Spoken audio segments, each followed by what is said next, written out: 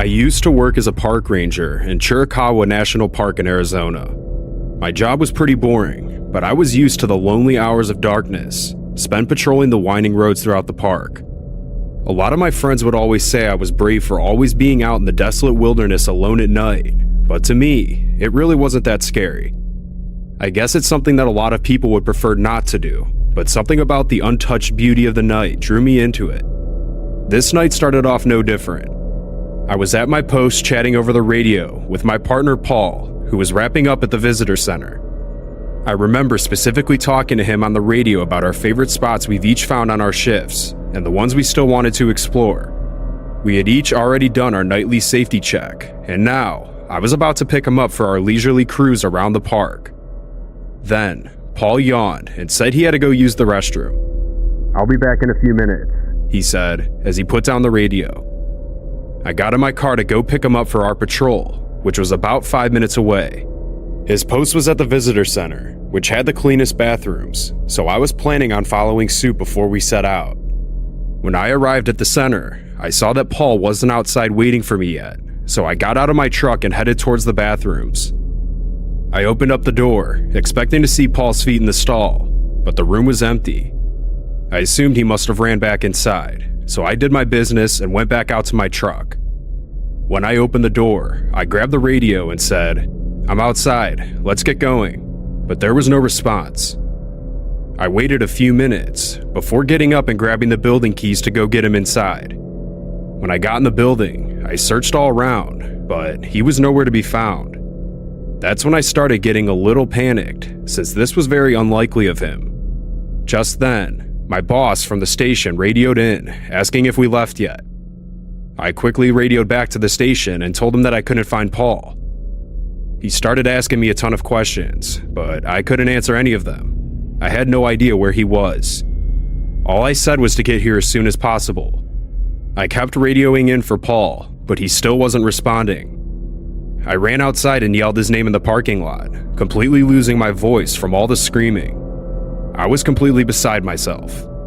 I eventually looked at my watch, seeing that it was already past 11 and there was still no word from Paul. When my boss arrived, he became even more worried after seeing the look on my face.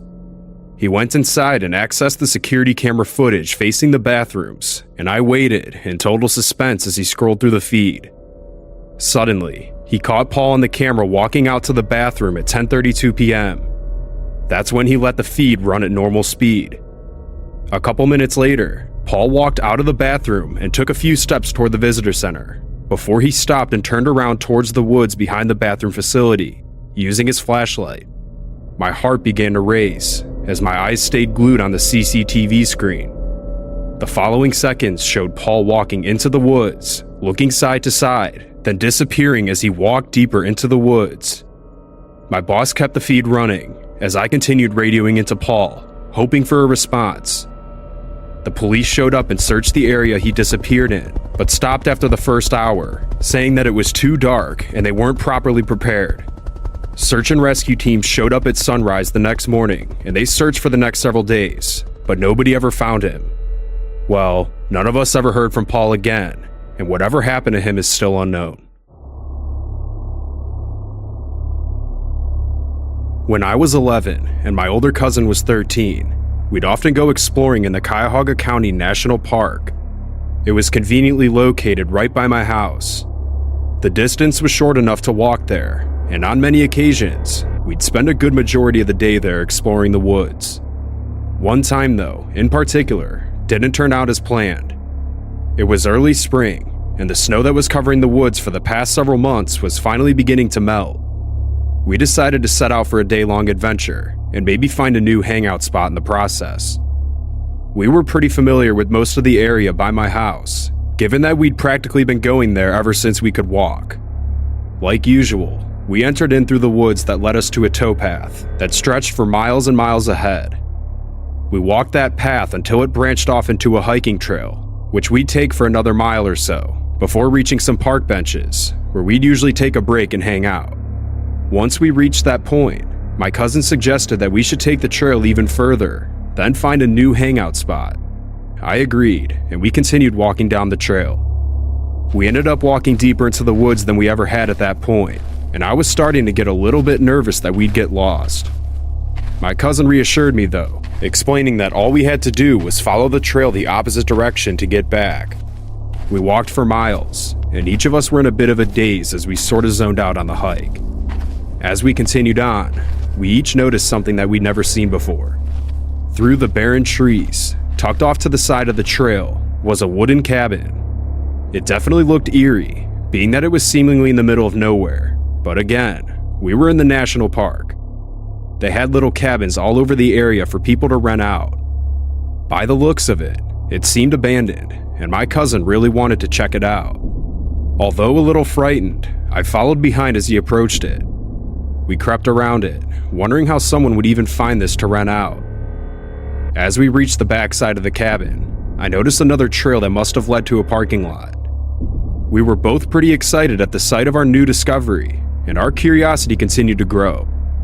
We started looking into the windows, seeing that the inside of the cabin looked extremely nice.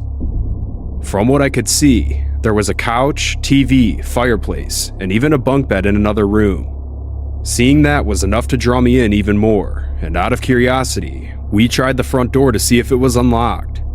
As soon as my cousin turned the door handle, we both looked at each other in disbelief as the door creaked open. Although the door was now partially opened, I decided to knock, just in case someone was staying there. But after trying a few times, it was obvious that it was empty. Someone must have forgotten to lock it when they left, but we were quite happy they did. The inside of the cabin was beautiful, and I threw myself onto the bunk bed, thankful that I had it to rest on, instead of the wooden park benches miles back. My cousin opened the fridge and yelled for me to check it out when he looked at me with pure excitement. I rolled out of bed and walked to the fridge to see that it was fully stocked with tons of food. Although we were definitely snooping, we didn't want to steal or be any more intrusive than we already were, so we closed it up and kept exploring the inside. More time passed, and by that point, we were kicked back on the couch watching some TV, resting up to make our return back home.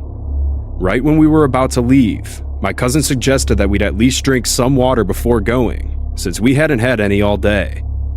I was definitely dehydrated, so we made our way into the kitchen. Not wanting to leave a trace, I turned on the faucet and drank from it like a water fountain, then went back in the living room to turn off the TV. As my cousin was drinking in the kitchen, he frantically spun around and said, "Someone's coming." My stomach dropped, and I crept into the kitchen to see what he was talking about.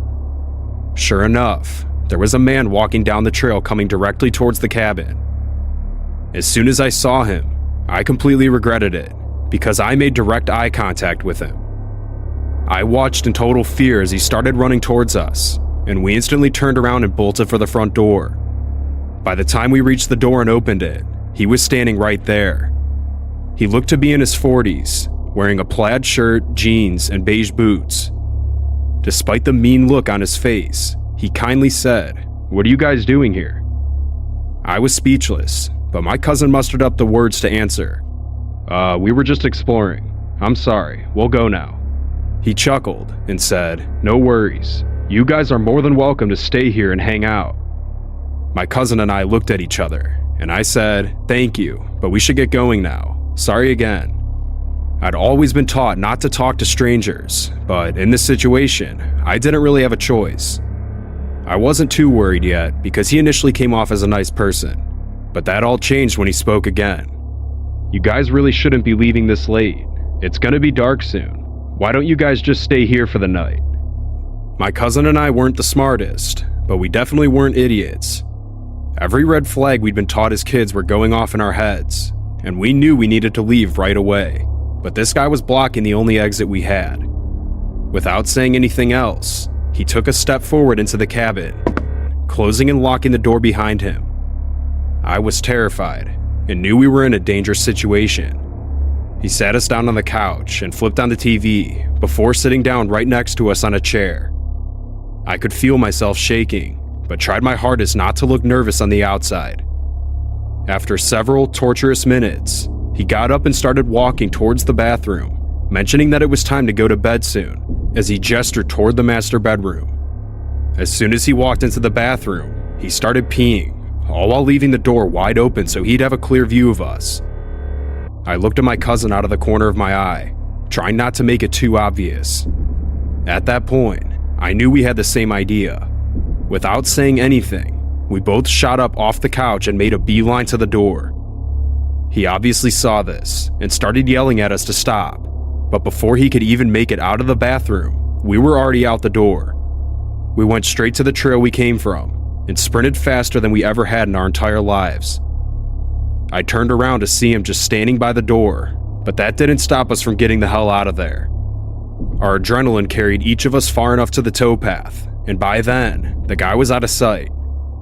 We didn't stop once and made it straight back to my house, where my parents were waiting inside, mad that we were home this late. Neither of us told our parents about our encounter, worried that we'd get in trouble for breaking into the cabin.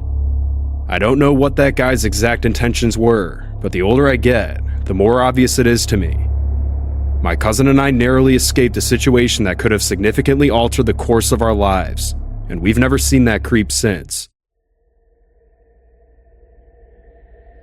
When I was a child, my dad would always take me camping with him, and I always remembered loving it. However, ever since he passed away when I was little, I hadn't been camping since I was probably 12 or 13, so on this weekend, my dreams of camping again had finally become a reality. My husband of 8 years had just left me, and I was back to living in a one-bedroom studio apartment. I needed an escape, a fresh start. I was headed to the Great Smoky Mountains in Tennessee for a weekend of alone time, away from the old life I was so desperate to leave. I arrived at the park on a Friday evening. As I pulled into the vast, wooded grounds, I already felt a substantial difference in the air. Everything seemed calmer and much more peaceful. I found my campsite and began unloading my gear and supplies before the darkness of the night set in.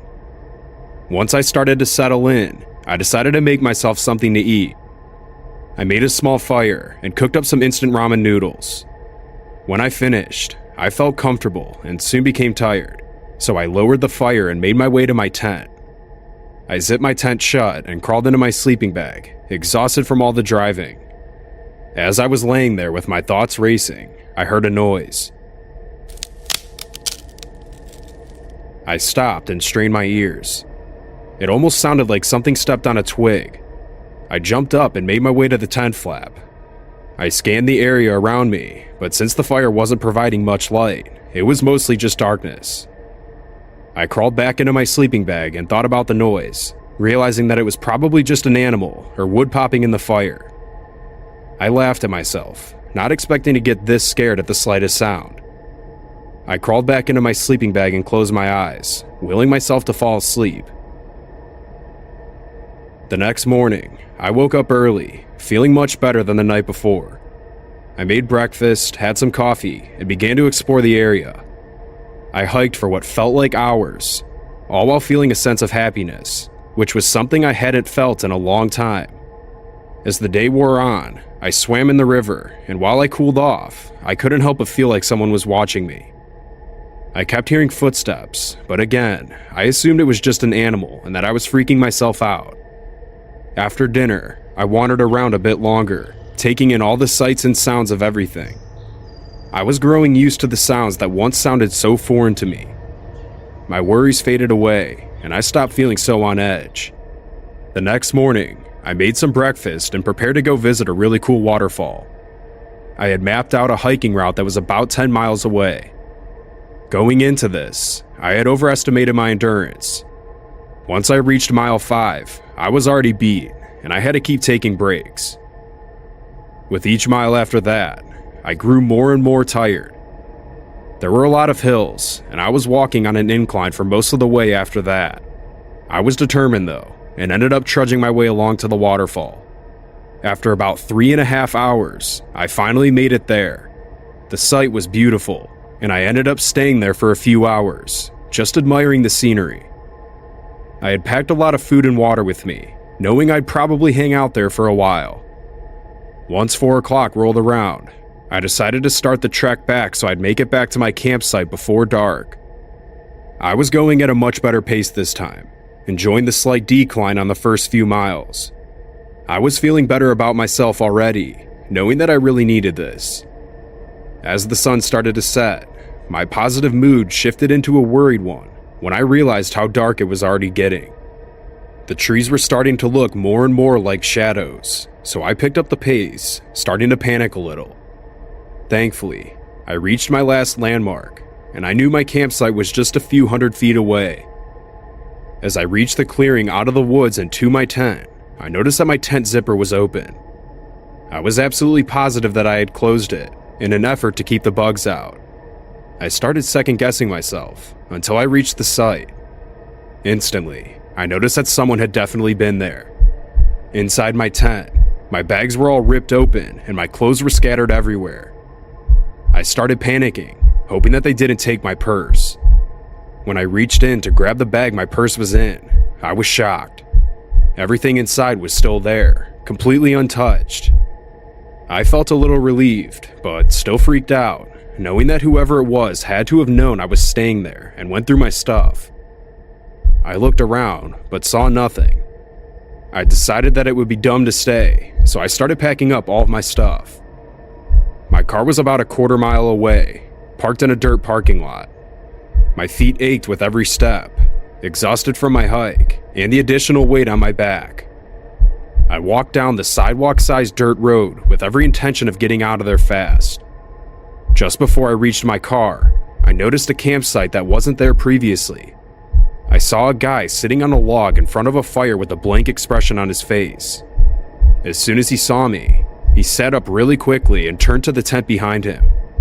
I was definitely startled that he got up so fast, and I didn't understand why he was acting so frantic. Once I got to my car, I opened the trunk to throw my stuff in before I heard someone yelling at me. I turned around to see that another guy had emerged out of the tent. Although it was dark, I could tell that they had long, unkempt beards. They shouted at me to wait, but I was too scared. I got in my car and drove off as fast as I could, all while watching them scream stuff at me through my rearview mirror. I have no idea where they came from, since my car was the only one in the parking lot. I even purposely picked a very desolate campsite to avoid running into any people. Looking back now, I'm so glad I left that night. I'm not sure why they decided to camp right by both my car and my campsite. It definitely wasn't a coincidence. They knew where I was the whole time, and that terrifies me. If I hadn't left that campsite, who knows what would have happened to me.